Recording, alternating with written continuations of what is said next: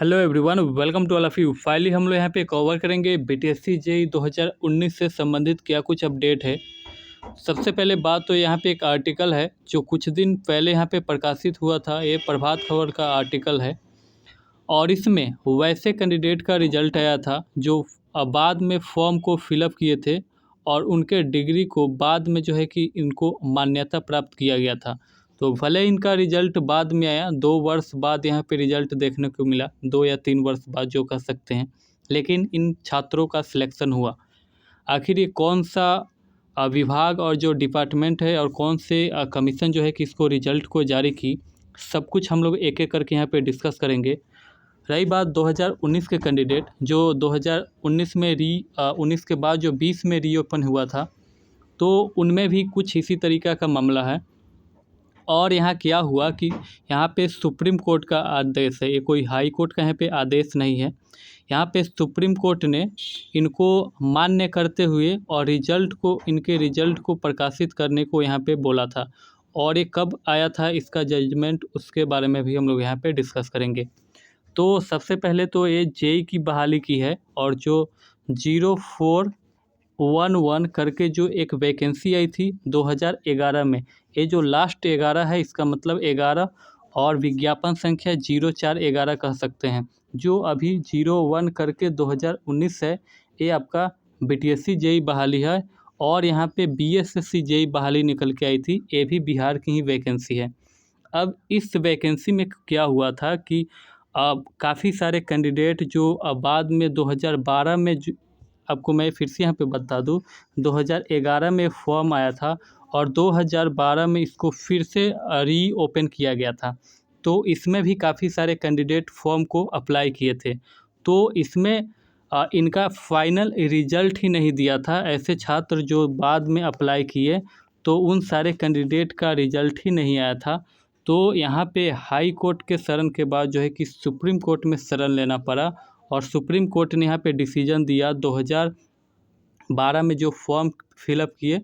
तो आखिर इन सारे छात्रों का जो एग्ज़ाम कंडक्ट हुई थी, एग्ज़ाम में जाहिर सी बात है अपने फॉर्म को फिलअप किए तो ये नहीं चेक करता है कि आपका डिग्री सही है या अमान्य है, कुछ भी हो।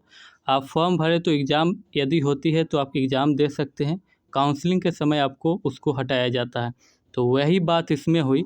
इसमें क्या हुआ कि सभी छात्र जो 2012 में जो फॉर्म को फिलअप किए, उसमें वे सारे छात्र इस फॉर्म को भरे और वे सारे कैंडिडेट जो बीएसएससी जो द्वारा जो एग्ज़ाम कंडक्ट कराई गई, उस बीएसएससी जेईई के एग्ज़ाम में पार्टिसिपेट भी लिए, लेकिन इनका काउंसलिंग के बाद इनका फाइनल मेरिट लिस्ट में नाम नहीं आया। तो इन सारे छात्रों ने सुप्रीम कोर्ट का दरवाज़ा खटखटाया और सुप्रीम कोर्ट ने आदेश कब दिया तो आप लोग देख सकते हैं। सबसे पहले तो आप लोग शुरू से यहाँ पे पढ़ सकते हैं। असैनिक के लिए जो सिविल यांत्रिक, ये में 2 वैकेंसी थी, सिविल की और मैकेनिकल की, और 812 अभ्यर्थियों तथा कनीय अभियंताओं यांत्रिक के लिए 35 अभ्यर्थियों की अनुशंसा जल संसाधन विभाग में भेजी गई थी। अब देखिए कि इसके आधार पर पटना हाई कोर्ट द्वारा पारित आदेश के आलोक में क्या है, यहाँ पे एक देख सकते हैं कि हाई कोर्ट द्वारा पारित आदेश के आलोक में कनीय अभियंता असैनिक के पद पर 73 नए अभ्यर्थियों के अंतिम रूप से सफल घोषित किया गया है। तो यहाँ पे हाई कोर्ट है, लेकिन यहाँ पे हाई कोर्ट नहीं है, यहाँ पे सुप्रीम कोर्ट का जजमेंट है। और नीचे देख सकते हैं, नीचे में लिखा गया है कि इसी प्रकार कनीय अभियंता आंतरिक पद के लिए नए 1 अभ्यर्थी को अंतिम रूप से सफल घोषित किया गया है।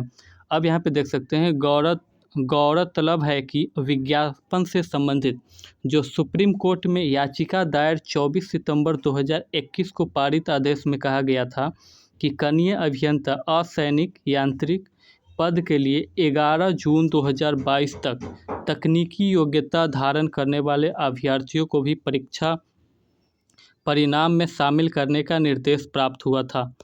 अब इसी के आलोक में यह रिजल्ट जारी किया गया है।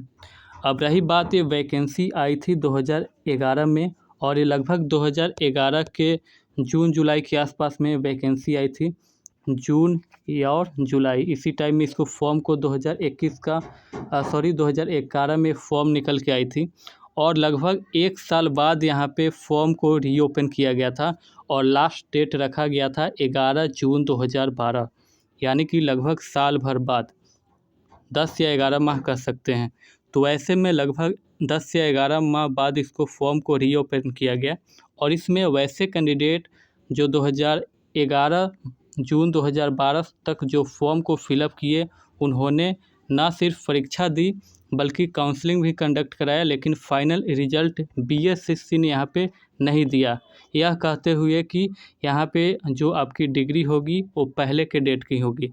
लेकिन यहाँ पे बीटीएससी ने तो साफ साफ क्लियर भी कर दिया है, पहले ही से ही यहाँ पे क्लियर करता आ रहा है कि आपका जो लास्ट में 17 शायद है 17/2/2020 तक जिन्होंने फॉर्म को फिलअप किए हैं और जिनका डिग्री 17/2/2020 तक है, वे सारे कैंडिडेट यहाँ पे मान्य हैं। तो यहाँ पे कहीं से भी 2019 कैंडिडेट के लिए कोई दिक्कत की यहाँ पे सवाल नहीं है। और हम लोग चलते हैं बीएससी की जो जेई की जो रिज़ल्ट है उसका ऑफिशियल नोटिस देख लेते हैं। ये जो आपका 5, ये जो अखबार है 5 शायद मार्च का है और इसका जो रिज़ल्ट आया था जेई का 4 मार्च 2022 का, उसको भी हम लोग यहाँ पे देख लेते हैं।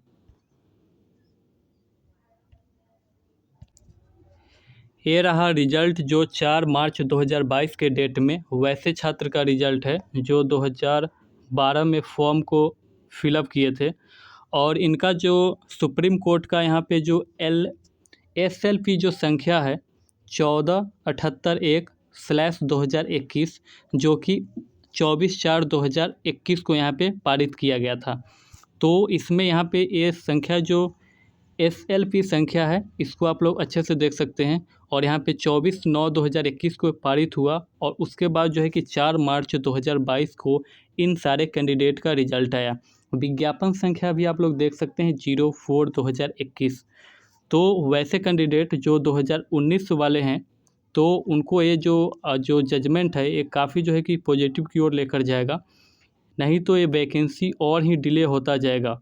चूँकि यदि 2019 को यहाँ पे हटाया जाता है तो फिर जो यहाँ पे जो एक्सपीरियंस वाले का डेट है उसको किस आधार पे यहाँ पे एक्सटेंड किया गया था 17/2/2022 के डेट में, 2020 के लिए। तो जो हाई कोर्ट ने जो डिसीजन दिया था, पटना हाई कोर्ट ने इसी आधार पे डिसीजन दिया था कि आपने फॉर्म को 17/2/2020 तक रीओपन कर दिया, इस डेट तक सभी कैंडिडेट का डिग्री को मान्य किया, तो फिर आपने एक्सपीरियंस को 17/2/2020 तक के लिए एक्सटेंड क्यों नहीं किया। तो जो वही हाई कोर्ट यहाँ पे डिसीजन दिया, तो वही हाई कोर्ट कैसे डिसीजन दे सकती है कि फिर इसको 17/2/2020 को हटाकर आप फिर जो है कि जो मार्च 2019 में वैकेंसी आई थी, एग्जैक्ट डेट मुझे नहीं याद लास्ट डेट क्या था 2019 में जो फॉर्म भराया, तो फिर आप बैक कैसे कर सकते हैं।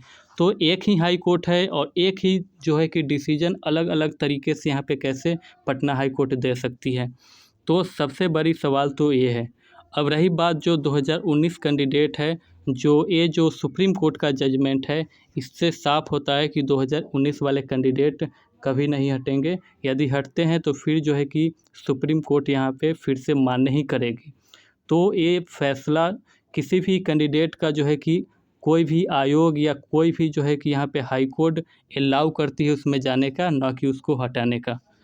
तो ये बहुत ही बड़ी यहाँ पे फैसला है 2019 कैंडिडेट के लिए। तो यहाँ पे 73 कैंडिडेट को सम्मिलित किया गया था और ये 4/3/2022 के डेट में यहाँ पे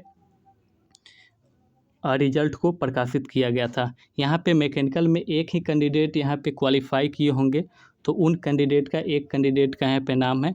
और सिविल में जाहिर सी बात है ज़्यादा वैकेंसी थी तो इसमें ज़्यादा कैंडिडेट सफल हुए थे, लेकिन काउंसलिंग के उपरांत इनका फाइनल रिजल्ट नहीं दिया था बीएसएससी ने।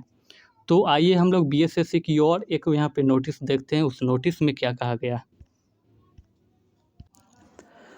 सबसे पहली बात तो यहाँ पे बीएसएससी की ये रिजल्ट है जो 2018 के डेट में यहाँ पे प्रकाशित किया गया था।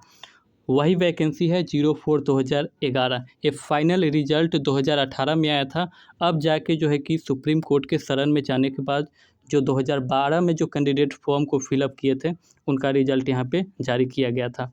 तो यहाँ पे कुछ ज़्यादा कुछ देखना नहीं है, वो वही कैंडिडेट का है, 04/2011 का ये रिजल्ट है। और हम लोग चलते हैं इसका काउंसलिंग में क्या कहा गया था उसके नोटिस को हम लोग यहाँ पे रीड करते हैं। इस सभी को जाकर आप लोग जो यहाँ पे डेट है, इस डेट को जाकर आप लोग बीएसएससी की ऑफिशियल वेबसाइट से इसको डाउनलोड कर सकते हैं। जैसे 29/10/2018 का है तो इस डेट में आप लोग जाकर डाउनलोड कर सकते हैं। जो यहाँ पे जो सुप्रीम कोर्ट के आदेश के बाद जो रिजल्ट आया था 4 मार्च 2022 को, उसको भी आप लोग ऑफिशियल वेबसाइट पे जाकर ढूंढ सकते हैं।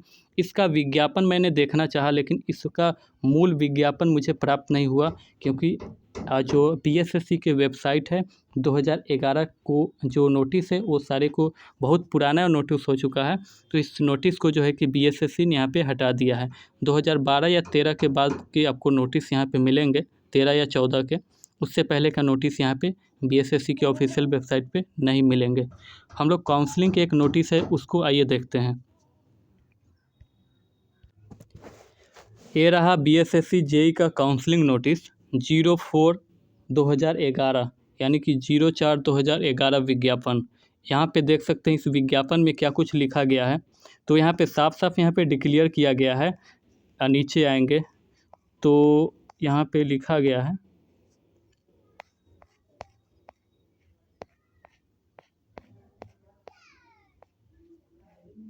सॉरी इस नोटिस में कुछ नहीं है, मैं नेक्स्ट नोटिस के बारे में डिस्कस कर रहा हूँ। हाँ वही नोटिस है, आप लोग यहाँ पे देख सकते हैं, वही नोटिस है जो मैं यहाँ पे खोज रहा था। तो यहाँ पे यदि क्रिमिलिया रहित प्रमाण पत्र आवेदन प्राप्त करने की अंतिम तिथि, यहाँ पे देख सकते हैं विज्ञापन क्या है 04/2011, यानी कि विज्ञापन 11 में ही आया। जब भी 11-12 लिखा होता है तो 11 में आता है, या 12 में आएगा तो 12 में, जैसे कि 1/2019 है यानी कि विज्ञापन 2019 में आई। तो इसी तरीके से जो विज्ञापन है इसका अंतिम तिथि आप लोग ऑफिशियल देख सकते हैं, और जो अंतिम तिथि क्या था 11/6/2012। तो जब इसको एक्सटेंड किया तो यहाँ पे क्रीमी जो प्राप्त करने की अंतिम तिथि यहाँ पे लिख रहा है, लेकिन यहाँ पे जो देख सकते हैं जो विज्ञापन है 04, तो इसको फाइनल रिजल्ट यहाँ पे कंसीडर ना किया, और जो है कि जो बाद में फॉर्म जो फिलअप किए थे उसको यहाँ पे फाइनली रिजल्ट नहीं दिया गया था, लेकिन सुप्रीम कोर्ट ने इसको अलाउ किया। अब हम लोग आते हैं बीटीएससी जेई के जो ऑफिशियल अपडेट है उसके बारे में।